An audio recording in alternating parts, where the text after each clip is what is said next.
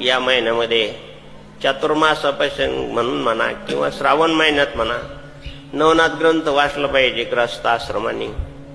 अनेक प्रकारची बाधा असते आपल्याला, तुम्हालाच असते बाधा, असं काही नाही. विरक्त असतात, कोणाचं मोठेपणा, कोणाचं लौकिक कोणाला सहन होत नाही. आसुरी मंत्राचं जास्त प्राबल्य कलियुगात आहे.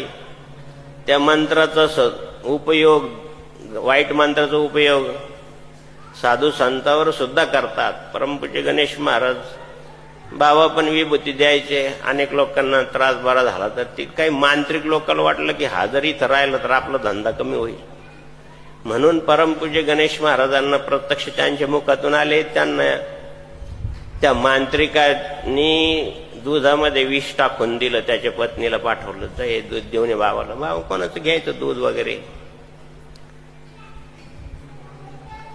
आता ते दूध बाबांना कळलं की याच्यामध्ये विष आहे.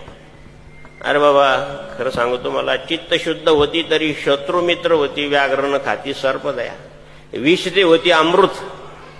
ज्याचं चित्त शुद्ध आहे ना त्याला काही होऊ शकत नाही. बाबांनी दूध घेऊन टाकलं, मांत्रिक तेड खालाच झाला. ती मायवली रडत आली, तुम्हाला दूध दिलं माझे पती गेले म्हणे, त्यांचं कर्म त्यांच्या पशी. तुला माहिती का त्यांना दूध कोणी दिलं? तू आणलं उकळून म्हण. नाही, त्यांनी दिलं माझ्या हातात, त्याच्यात विष होतं. असं कोणाचं अस्तित्व कोणाला चांगलं नाही. म्हणजे खरं सांगतो मला, गाणारे असो, वचनकार असो किंवा विरक्त संन्यासी असो, आपल्याला यांच्यासारखं होता येत नाही. लोक यांना मान.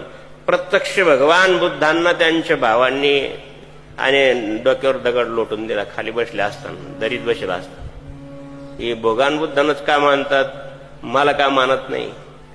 आणि मान अपमान आहे, ईर्ष्या आहे महाराज. हे चांगलं चांगलं सोडित नाही.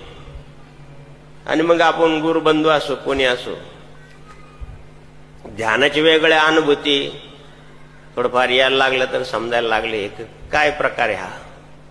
आणि म्हणून तुम्हाला सांगतो की साधू संतांना सुद्धा हा त्रास असतो. आणि म्हणून लौकिक कोणाला, लौकिकाची फार मोठी तृष्णा आहे महाराज, ती कोणाला सोडत नाही. म्हणून जनार्दन स्वामींना सुद्धा अनेक प्रकारचा या लोकांचा अपवाद सहन करावा लागला. संत ते जे सहन आहे ते शील आहे, जे शील आहे तेच सहन करतात, बाकी नाही सहन करत. आणि म्हणून शीलस्य परम भूषणम,